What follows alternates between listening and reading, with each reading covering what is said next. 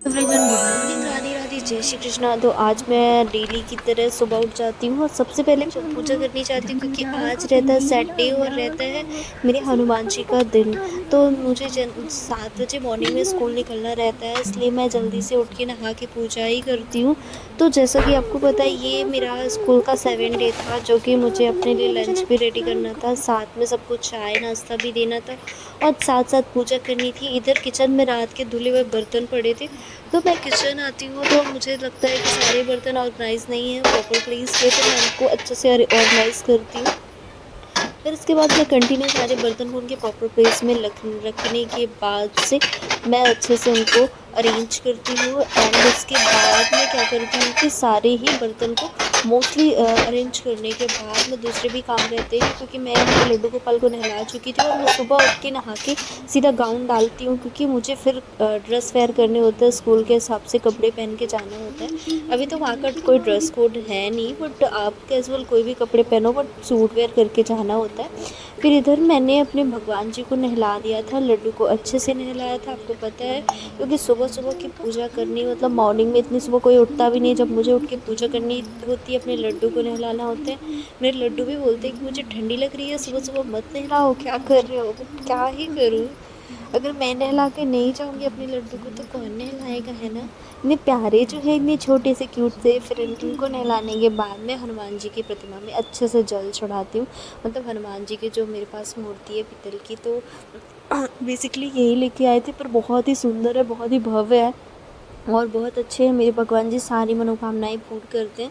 इसलिए जब भी आप भी पूजा करें तो बहुत मन से करें, धन से करें और अपने दिल से करें, तो बहुत अच्छे से सारी विशेस कंप्लीट होती है। इधर लड्डू गोपाल को भी मैंने कपड़े पहना दिए थे, टीका वगैरह मैं उनके पूरे ही मस्तक पे, जैसे आपने देखा होगा, एक मतलब तिलक ठंडा हाथ देता है, तो मैं कानों के अपने लगा देती हूँ। उधर मैं इनको सिंदूर पीला वाला चढ़ाती हूँ, क्योंकि मतलब कहते हैं ना कि पीला सिंदूर चढ़ाना चाहिए, तो इनके लिए पीला सिंदूर और माला जो रहता है वो सब कुछ, और मतलब मैं अच्छे से चढ़ाती हूँ, क्योंकि मेरा पूजा करना बहुत स्पेशल होता है। और यहाँ पे ये पुष्प मैं चढ़ाती हूँ क्योंकि ये लेके आ गए थे फूल मार्केट से, पहले से ही लेके आए थे, क्योंकि सावन चल रहा है, सावन में तो शिव जी को बेलपत्र फूल चढ़ाना ही चढ़ाना चाहिए, कहते हैं घर में सुख समृद्धि रहती है। तो मैं एक वर्किंग वूमेन के साथ साथ हाउस होल्ड भी हूँ, तो मैं यहाँ पे हाउस कीपर भी हूँ। उसके साथ साथ मैं हाउस को अच्छे से अपने रखती हूँ, घर में अपना सारी चीज़ें करती हूँ। इधर मैं अच्छे से धूप दीप बत्ती करती हूँ, धूप जला के दीप जलाती हूँ और दीप जलाने के बाद मैं अच्छे से पूजा करती हूँ, क्योंकि ये ऐसा मतलब स्पीड पे हो गया था एक्चुअली मेरा ब्लॉग, तो इसलिए ऐसे दिख रहा था। फिर मैंने अच्छे से धूप दीप की, आरती की और भगवान जी को अच्छे से उनकी चालीसा करी, क्योंकि आज रहता है सैटरडे एंड ट्यूसडे इनका दिन। और यहाँ पर लक्ष्मी नारायण भगवान जी को भी मैंने धूप जला के पूजा करी, और अच्छे से पूजा करने के बाद शिव जी को बेलपत्री चढ़ानी थी, तो आज शिव जी को भी मैंने बेलपत्री चढ़ा दी थी इधर शिवलिंग पर। आप देख ही सकते हैं कितना सारा मुझे काम होता है, पूजा करने के साथ साथ मुझे और भी काम होते हैं। इधर लंच बनाने के लिए मैं एकदम टाइम ही निकल रहा होता है हाथ से, तो मुझे लगता है कि किसी न किसी तरह मतलब ये चीज़ें भी मैनेज करनी है। इसलिए मैं बनाने होते हैं सुबह दूध तो मैं बस ग्राइंड कर लेती हूँ मिक्सर और ग्राइंडर, तो जल्दी से काम करती हूँ। और इधर कुछ दूसरे काम भी हो जाते हैं मुझे, तो फटाक से मैं सारी चीज़ें अच्छे से रखती हूँ। और एक दिन का बस टाइम होता है वीक में, आपको संडे फ्री मिलता है, संडे में भी कुछ कुछ हो जाता है। इधर मैंने चढ़ाई एक साइड चाय और मुझे बनाने की थी लंच के लिए रोटियाँ, क्योंकि पूड़ी और बहुत सारी चीज़ें, फ्रूट्स वगैरह आप कितना भी ले जाओ ना, जब तक आप नमक नहीं खाते हो तो एनर्जी नहीं आती। और स्कूल में आपको कंटिन्यू 8 घंटे की एनर्जी चाहिए, जिसमें आपको बच्चों के ऊपर मतलब बहुत ज़्यादा बच्चों के साथ ऐसे आवाज़ में तेज़ वॉइस में पढ़ाना पड़ता है, ताकि सारे बच्चे मतलब अच्छे से पढ़ें, अच्छे से रीड करें, तो उनके लिए काफ़ी एनर्जेटिक होना पड़ता है। तो हमने जल्दी जल्दी छोटी छोटी रोटी बना ली थी, सब्ज़ी मैंने रात में ही बना के रख ली थी, फ्राई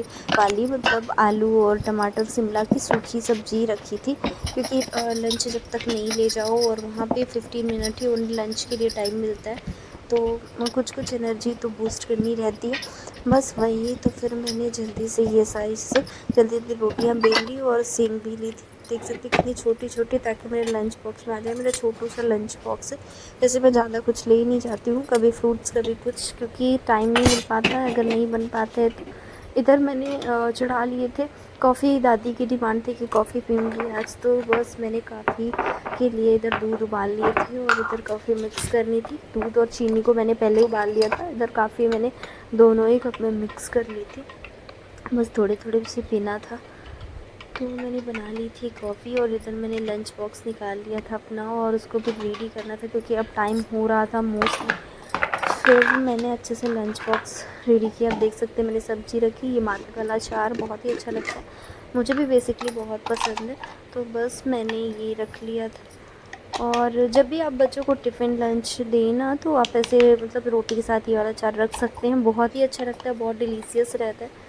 तो मैं यही वाला यूज़ करती हूँ। इधर एलुमिनियम फॉइल में मैंने 4 रोटियाँ अपने लिए लपेट ली थी काउंट करके, और ये रोटियाँ मैं ड्राई रखती हूँ, घी नहीं लगाती हूँ बिकॉज़ घी वाली रोटियाँ मेरे को अच्छी नहीं लगती और मार्केट का घी तो बिल्कुल भी टेस्टी नहीं रहता है। फिर यहाँ पे मैंने अच्छे से रोटियों को शिफ्ट कर लिया था उसी पे, क्योंकि और प्लेस नहीं थे, और दूसरे वाले मैंने अचार रख लिया था। इधर मैंने लंच बॉक्स रेडी की, उधर मैंने बॉटल भी, और इधर मैं रूम में आती हूँ तो उतना मैशी रहता है, बट फिर भी हम निकल जाते हैं यहाँ से रेडी होके फटाक से। तो ये कहते हैं चलो, फिर हम निकल जाते हैं और जल्दी से, क्योंकि कहीं बारिश हो जाएगी तो फिर हमारा ऑन टाइम, क्योंकि हमको ऑन टाइम पहुंचना होता है। फिर इधर मैं थोड़े थोड़े अपने पिक्चर क्लिक करती हूँ, मुझे बहुत अच्छा लगता है। हवा चल रही थी मस्त एकदम भीनी भीनी सी, और बारिश वाला एकदम मौसम बहुत ज़्यादा ठंडा। फिर होकर फाइनली हमारा डेस्टिनेशन आ जाता है और हम पहुँच जाते हैं अपने स्कूल। फिर बच्चे भी आने लगे थे, तो आप देख सकते हैं।